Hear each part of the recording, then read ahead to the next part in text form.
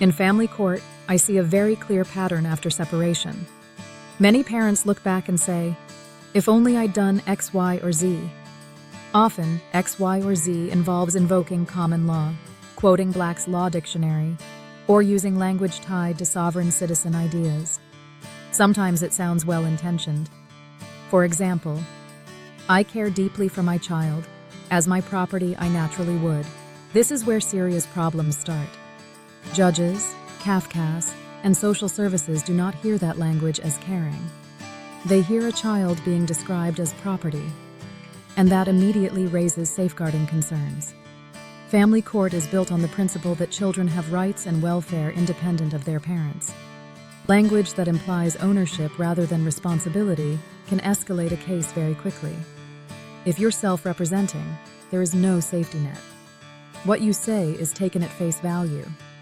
A solicitor would never use this language and would actively steer you away from it, for good reason. Referring to a child as property can shift a case from family proceedings into safeguarding territory. That shift is difficult to reverse. Here is simple, serious advice. Never call a child property. Not to a judge, not to a social worker, not to CAFCAS, not even casually. It does not help your case.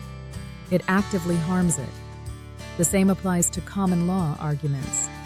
Common law exists, but invoking it this way places you squarely in the sovereign citizen category. Once that happens, credibility drops sharply, and everything you say is viewed through a risk lens. Common law is not a way out of family court. More often, it is a way to dig the hole deeper. I am not a lawyer, but I have seen this pattern repeat often enough to say this clearly.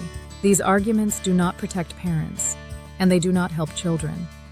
If you choose to self-represent, that's your decision, and sometimes it's the right one. But don't confuse self-representation with trying to outperform the system. Family court does not reward performances. It rewards calm, child-focused, legally grounded communication.